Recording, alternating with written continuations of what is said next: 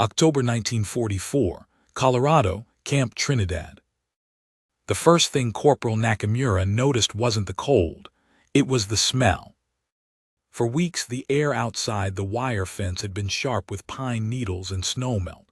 But now, as he stepped out of the barracks for morning roll call, something warm drifted over the yard, soft, sweet, unfamiliar. He stopped mid-step. It reminded him of his mother's kitchen back in Nagano before the war, when rice was still plentiful and flour was still legal. But it was deeper, richer, like fruit and cinnamon mixed with butter. Behind him, his fellow prisoners stirred and lifted their heads. The guards were distracted.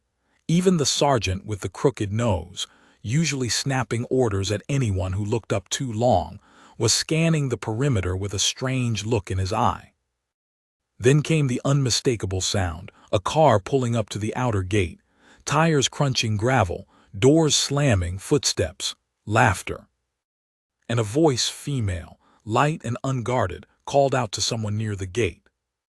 "Tell I brought the pies just like last week. 1 peach, 2 apple, and a pecan." Nakamura froze. "Pies?" He turned slowly, along with dozens of others in khaki POW uniforms, just in time to see the moment that made the barracks fall silent.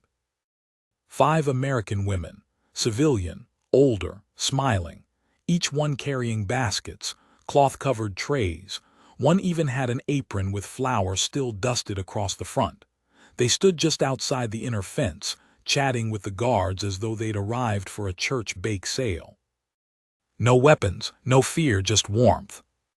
One of the women, tall, thin, with streaks of gray in her hair, looked through the fence and smiled directly at the men.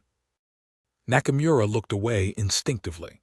A Japanese officer was supposed to show no weakness, but nothing in his training, not in the Imperial Academy, not in Manchuria, not even in the killing fields of China, had prepared him for the enemy to arrive not with a rifle, but a homemade pie.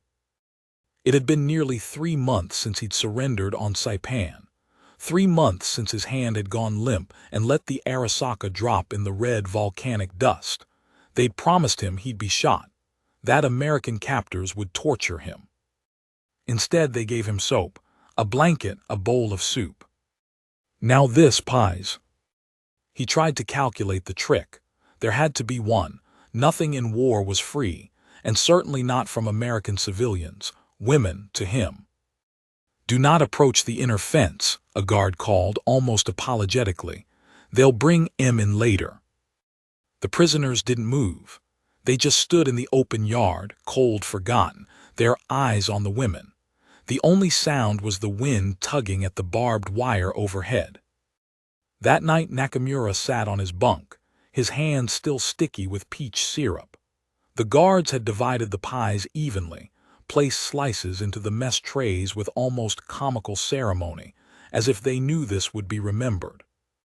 Some of the younger POWs had laughed while they ate, the kind of laughter that sounds almost like crying. Others had eaten slowly, reverently. A few, mostly officers, refused, but even they stared at the empty trays afterward. No one said it out loud, but they all knew. This wasn't just food. This was proof. Proof that the war was not what they had been told. Back in Japan, they had been shown films. Propaganda reels of fat, sneering Americans, cowards with no honor, no discipline, no soul. Degenerate women, decadent families, a nation addicted to comfort. But today, those women didn't look decadent. They looked like someone's mother, someone's aunt, someone's neighbor. And they had stood in the snow with smiles and baskets, and asked nothing in return. 2 weeks later, the same thing happened again. This time it was just 2 women, younger than the last, both wearing coats far too thin for the mountain air. One had bright red lipstick, the other a thick wool scarf that nearly swallowed her neck. They carried pies again, more this time, and a small stack of hand-copied hymnals. One of the guards passed word quickly. "They're asking if any of the prisoners want to hear songs." They brought music. Laughter broke out inside the barracks, derisive at first, nervous, but then one of the older men, a former schoolteacher, stepped forward. "Let them sing," he said quietly. "Let us hear their songs." They did. The women stood just outside the fence and sang 3 English hymns while the guards watched and the snow fell. No microphones, no instruments, just voices in harmony. Nakamura had heard men scream from bayonet wounds. He'd heard bones break under rifle butts, heard tanks crush living bodies under steel tracks. But nothing unnerved him more than this moment: 2 American women, singing in the snow to their enemies. Later that night, Nakamura sat alone, staring at the wall. He remembered the firebombing of Nanking, the fields in Burma, the screaming villagers. And now peach pies and church songs. He didn't know if he was losing his mind, or if he had just seen the truth for the first time. The guards stopped treating the pie deliveries as special after a while. They became routine, once a week, always fresh. Sometimes apple, sometimes cherry. Once, to the disbelief of the entire camp, pumpkin. Some of the women wrote their names on the wax paper wrappings. Some left little notes in English with childish drawings. One said, "You are still someone's son. This is just to remind you." That note made it into Nakamura's coat pocket, where it stayed for the remainder of his internment. He never told the others. And then one afternoon he saw the woman again, the tall one with gray in her hair. She stood near the fence, watching the men eat through the chain link. She didn't smile this time, just watched. Nakamura stood up and approached, keeping a few meters back as regulations required. "Why do you do this?" he asked in broken English. She tilted her head, hands resting lightly on the fence. "Because my son," she said softly, "is over there, fighting somewhere I can't reach, and someone I hope is being kind to him." Nakamura didn't answer. He didn't need to. He bowed slightly and returned to his bunk. For the first time in 2 years, he cried. He didn't speak of the pies after that. Not to the guards, not to the other officers, not even to himself, not really. The piece of paper with the American mother's handwriting remained in his coat pocket, worn and soft at the corners, folded over so many times it felt more like cloth than paper now. When the Colorado wind howled through the perimeter fences and rattled the barracks windows, Nakamura sometimes placed a hand over his pocket like a man checking for his sidearm. Weeks passed, the weather turned colder, Thanksgiving came and went. And still they came. The women. Not always the same, not always pies. Sometimes they brought loaves of cornbread, sometimes jars of canned peaches or tomato preserves. Once, bizarrely, they arrived with board games and a checker set, and the guards, uncomfortable, explained that while direct contact wasn't allowed, the women had asked if the prisoners wanted something to pass the time. It made no military sense, no tactical purpose. These women weren't spies, they weren't missionaries. And yet one of them had sat in the snow one afternoon for nearly an hour, legs crossed beneath a hand-stitched quilt, just reading aloud from a tattered novel. Her voice was calm, level. English, of course, none of the prisoners understood a word, but still many stood by the fence, listening anyway. The guards didn't stop her. No one did. That was what confused Nakamura most. Back home, it would have been unthinkable.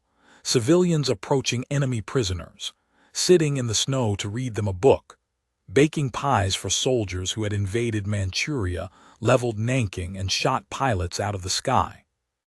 He thought of how his own country had treated its captives, Chinese, British, Australians. And he knew what they would have done if someone like her tried to show kindness through a fence. They would have made her disappear. But here in this strange American silence, the women kept coming. Once a guard, Private Lunsford, young, pale, always sniffing in the cold, sat beside Nakamura in the yard while they waited for the evening count. He didn't speak Japanese. Nakamura didn't speak English well, but there was enough between them to exchange basic pleasantries. Lunsford pointed toward the fence, where a group of women had just left fresh baskets with pies and jars. "You don't get this in Japan, huh?" he asked. Nakamura gave a slow nod, unsure if he was being mocked. Then Lunsford said something that stopped him. "They came every week last year too, when the Germans were here." The word struck hard. Not because the Germans had received the same treatment, but because the Americans hadn't changed the rules when the faces behind the barbed wire changed. To them, a prisoner was a prisoner. Not an ideology, not a race, just someone's son. Nakamura turned away. Not out of shame, but confusion. He wasn't sure what to do with that kind of logic. The next day, he watched an older prisoner, a former Japanese medic who once stitched a soldier back together in Saipan with needle and fishing line, sneak half of his cornbread slice into his coat. That night, Nakamura saw him crush it carefully into powder, mix it with water and a bit of stolen salt, and rub it into the joints of a prisoner who had been too weak to walk for a week. They said it helped. No one reported him. On December 19th, just before Christmas, the camp changed. Not because of an escape, not because of any disturbance, but because of music. It began in the chapel, a small white building near the edge of the compound that most prisoners ignored. Some called it the American Shrine. That night Nakamura heard a piano. Then a choir. Voices, men and women, lifted over the snowy yard. It was English again. He understood none of it, but the tone was unmistakable. Celebration. He walked outside. Other prisoners stood near the barracks entrances, coats pulled tight, heads tilted toward the sound. Then one voice, a woman's, sang solo. Her voice was clear, piercing, trembled slightly near the high notes. It was not trained, it was not perfect. But it was honest. He watched through the fence as she stepped out of the chapel and stood beneath the porch lamp. In one hand, she held a tray. A guard opened the gate. No guns were drawn, no orders were barked. She stepped inside the first security checkpoint, then to the inner gate. Nakamura stepped forward with the others. They stopped behind the snow line. The inner gate clicked open. The guard held it. The woman looked up, red-cheeked, wind-whipped, nervous. In both hands, she now held a steaming pie. "Peach," she said, as if it explained everything. Then she walked forward and placed it carefully on a wooden table near the laundry room. She smiled at the prisoners, gave a small bow, and left. No speech, no sermon, just pie. The guard shut the gate behind her. No one moved for a full minute. Then one man, an artillery lieutenant from Iwo Jima, broad-shouldered and grim, stepped forward. He sliced the pie with the side of his spoon, lifted a piece, tasted it, and said simply, "She made this herself." That night Nakamura didn't sleep. He lay awake, staring at the bunk above, arms folded beneath his head. For the first time since Saipan, he no longer feared America's strength. He feared its softness. Because it wasn't weakness, it wasn't hesitation. It was something else. Something more dangerous than any bomb or bullet. Something he didn't understand. Our rest shared in the open, and above all, no sentimentality about food. But as the snow melted and the new year passed, those rules eroded just like the snowdrifts lining the inner fence. Because the pies kept coming. Sometimes warm, sometimes chilled and wrapped in checkered cloth. A few were clearly imperfect, crusts cracked, fillings lopsided, but that only made them more unsettling. These weren't mass-produced rations. These were made by hand, one at a time. The pies came with faces now, familiar ones. There was Mrs. Daly, whose voice cracked when she laughed and who always brought apple. There was Margaret, whose lipstick always matched her coat and who liked to ask the guards questions about the Japanese language.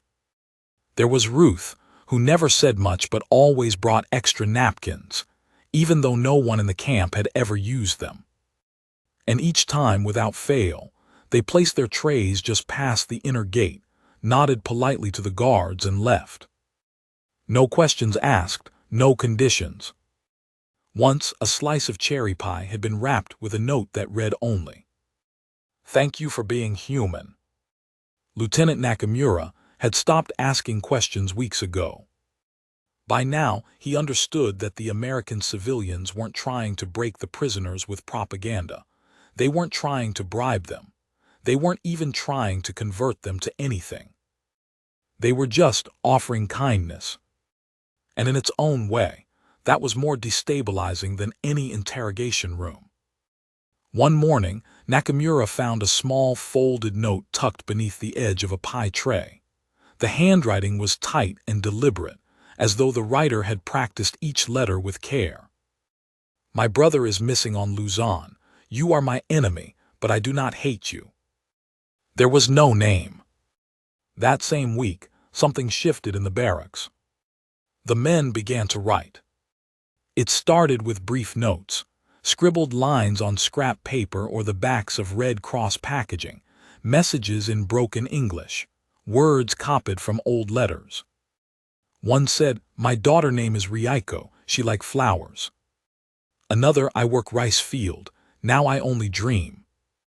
A few of these notes made it to the fence, passed silently through the wire to a guard who didn't stop them. The women responded in kind, short replies, drawings, Bible verses, recipes. One woman even mailed a letter back, not through official channels but folded discreetly into a box of peach preserves. The guards saw, but no one stopped it. Because by then, the Americans had stopped treating the prisoners like threats. And the prisoners had stopped acting like enemies. One afternoon, Nakamura watched a young POW named Fujita, just 19, with a broken nose and eyes that always seemed startled, stand at the fence with a harmonica in his hands. The instrument had arrived in a Red Cross package 2 weeks prior. Fujita hadn't touched it until now. He blew a single note, then another. It was uneven, shaky, more breath than melody. But after a few tries, he began to form something close to a song.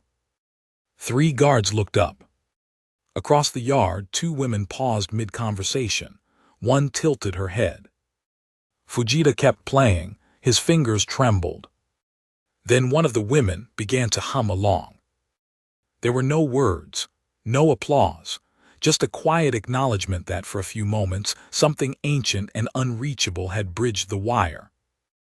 By spring, the pies came less frequently. The war in Europe was ending. The American women had families returning from overseas, husbands and sons coming home. But still, a few continued to visit. And one day in March, they brought something no one expected. A recipe card. It was passed through the fence with great ceremony, laminated, handwritten and tied with a red ribbon. At the top, in block letters, "Apple pie from Mrs. D'Aliwaya's kitchen." Below that, each ingredient was listed in both English and Romanized Japanese. Flour kamujiko, sugar sadu, apples ringo, butter bata, and beneath it a final line. "So you can teach your daughters how to make this when you go home."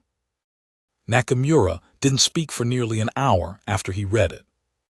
He sat on his bunk, recipe in hand, surrounded by men who stared at the card like it was a telegram from another world. When he finally spoke, it was to no one in particular. "They think we will go home." No one answered. Because that single thought, that these women still believed they would return to their families, was both beautiful and unbearable. That summer the camp fell quiet. The war in Europe ended in May. Germany surrendered. The camp's German POWs, who once filled the yard with raucous singing and rough jokes, were gone now, loaded onto trains and sent east or home. The Japanese POWs remained, forgotten in some ways, quiet, but not idle. They began baking. With scraps, with nothing, with chalky flour and powdered eggs and stolen packets of sugar from Red Cross kits. They didn't know what they were doing.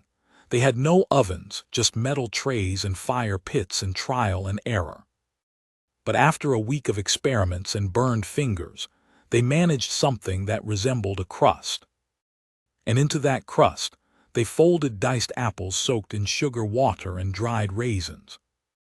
They wrapped it in cloth and passed it to the guard on duty with a simple request. "Give this to the woman with the white scarf." He did. 3 days later, she returned with a smile and a note. "Next time, less salt, but it was the best pie I've ever had from anyone behind a fence." The men roared with laughter when they read it. Genuine, belly-deep laughter. Even Nakamura laughed. Not because it was funny, but because it proved something he hadn't realized he'd needed to believe again. That they were still men. Still human. And still capable of giving something sweet, even after everything they had done. They began to anticipate the footsteps. It wasn't the guards' boots, those were sharp, military, expected, but the women's shoes sounded different on the gravel, softer, quieter, the rhythm of ordinary life arriving at the edge of war. By June, the POWs knew their names. Not all of them, not openly, but among themselves, behind barracks walls and whispered over card games made from folded cigarette cartons. Names passed like rumors. Mrs. Daly was the widow with the lemon pie. Margaret became the scarf woman. The teenager who came once with her father, blushing when the guards teased her, was just the girl. And yet none of these women had ever crossed the inner fence. None had ever shared a conversation longer than a greeting. What they shared instead was ritual.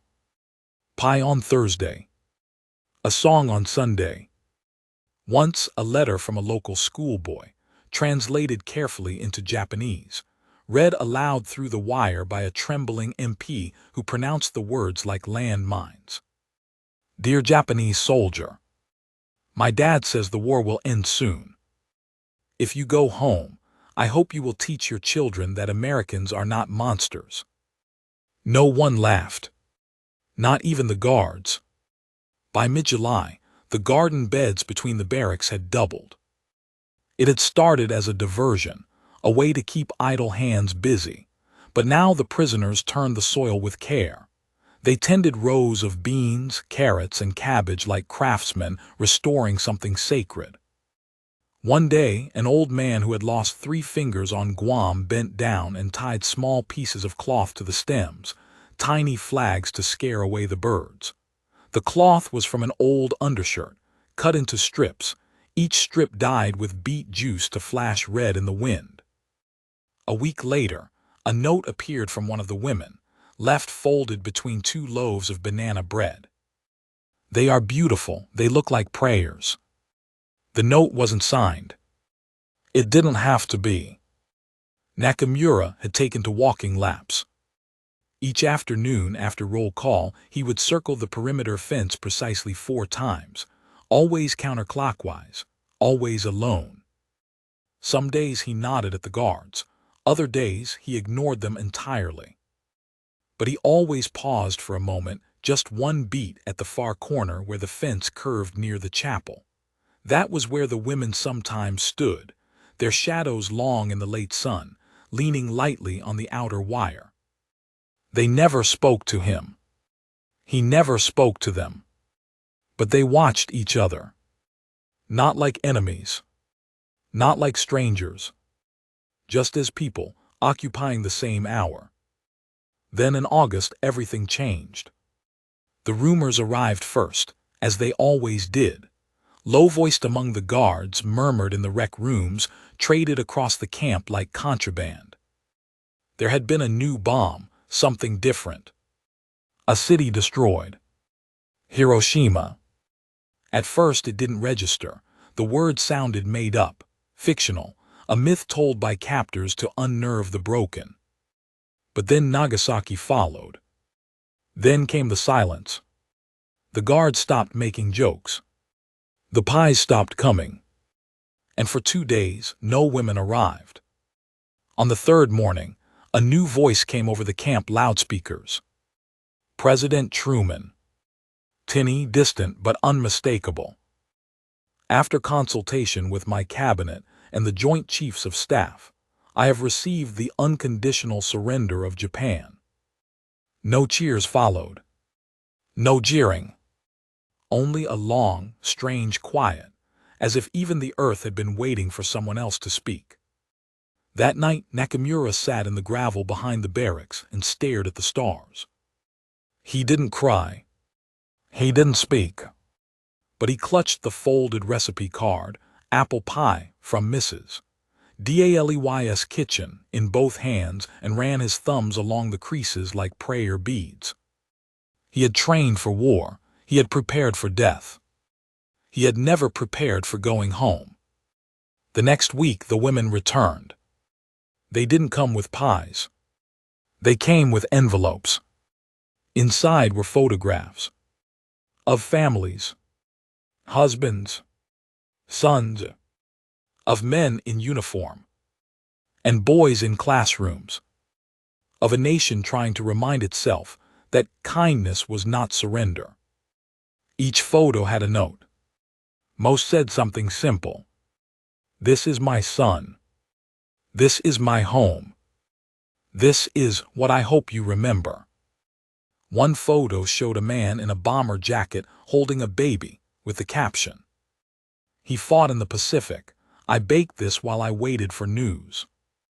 Nakamura held that photo longer than the others.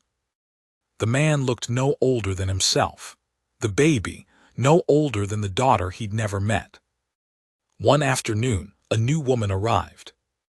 She was younger than the others, maybe 25, with sun-darkened skin and a nervous smile. She had brought no pie, no letter, only a small cloth-wrapped bundle she pressed carefully into the guard's hands. "For whoever made the crust," she said. Inside was a jar of cinnamon. Unlabeled. Homemade. The prisoners took turns smelling it, as if it were contraband or medicine. When Nakamura's turn came, he held the jar to his nose and closed his eyes. The scent was electric, foreign and familiar, sweet and earthy, a smell he'd known once before in a market in Manchukuo but had forgotten until now. That night, someone mixed it with apple mash and baked it over coals. It wasn't real pie, but it was close. They passed it around in silence. No one spoke. Everyone tasted. By early September, the news was official. Repatriation would begin. Prisoners would be released, sent home, returned to a country they no longer recognized and that might no longer recognize them. Some cheered. Some wept. Nakamura said nothing. He only packed carefully, methodically, folding the few possessions he had into a crate, the recipe card, the photograph, the cinnamon jar now sealed tight with paper and twine. And the note, the one that had arrived with the first peach pie. "You are still someone's son." He placed it last beneath his shirt. And when the train came for them, he didn't look back at the fence, because he knew the women would be there. Not waving, just watching, the way they always had. The way kindness watches war and chooses not to look away. The train slowed as it reached the harbor. The hiss of steam gave way to the screech of brakes, and the doors clattered open into a world still rebuilding itself. Lieutenant Hiroshi Nakamura stepped off with the others, stiff, lean, sun-worn. The air smelled different, saltier, wound tighter with exhaust fumes and coal dust. American MPs guided them down the platform with clipped gestures, not unfriendly but firm. No weapons in sight, no shouting. Nakamura carried only a single case. In it, one change of clothes, 2 Red Cross letters, and a handful of items most men would have thrown away. a recipe card, a photograph of a man in a bomber jacket, a scrap of paper that once wrapped a slice of cherry pie. And in the lining of his coat, sewn with thread from a torn sleeve, a folded strip of wax paper that still faintly smelled like cinnamon. There was a line of trucks waiting to take them to the port. A ship would be ready within the day, they were told. Destination, Yokohama. From there, repatriation. Home, someone muttered behind him. But Nakamura didn't answer, not because he didn't believe it, but because he wasn't sure what that word meant anymore. They sailed under gray skies, aboard a civilian transport vessel retrofitted for prisoner repatriation, with hammocks stacked in rows and chow lines that wound between crates of dry rations. American sailors manned the ship. They were polite but distant. One handed Nakamura a boiled potato with a nod and moved on. No women on board, no pies. Only memory now. The younger prisoners slept hard. Some laughed too loud.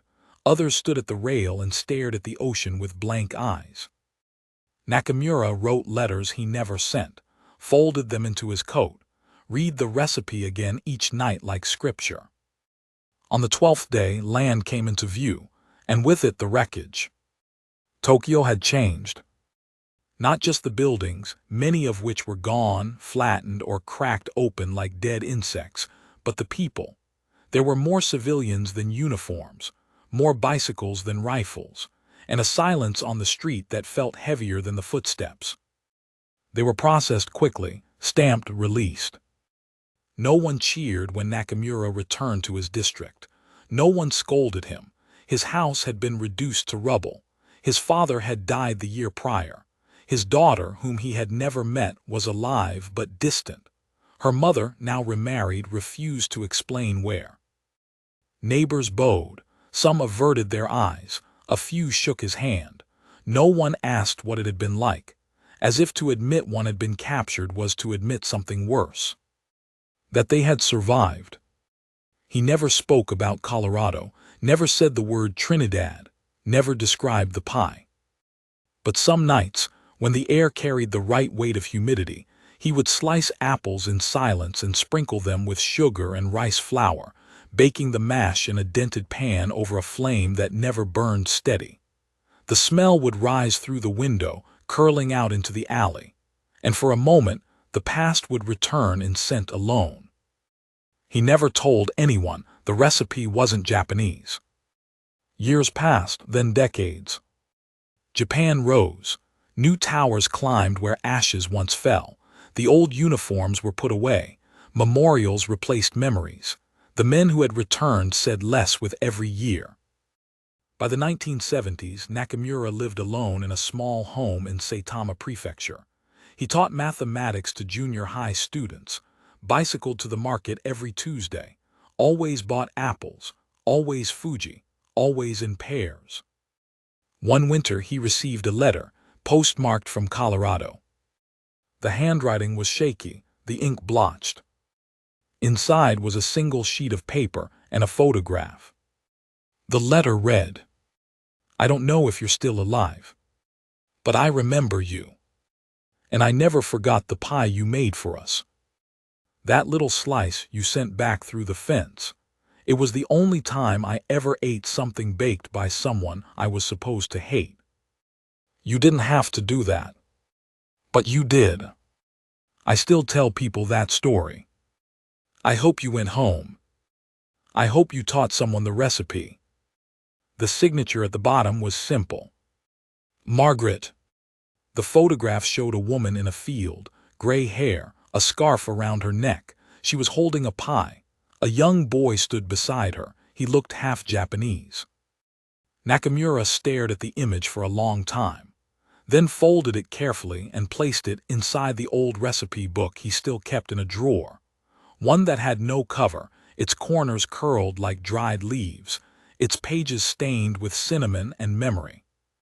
He died in 1991. There was no obituary, no funeral.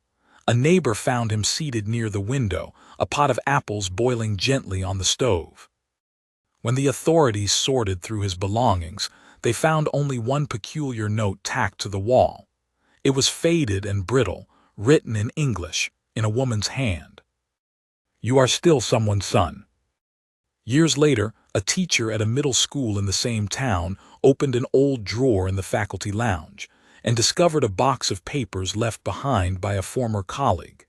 Inside were dozens of handwritten math problems, a half-finished model airplane, and one envelope with no name. Inside that envelope, a recipe for apple pie.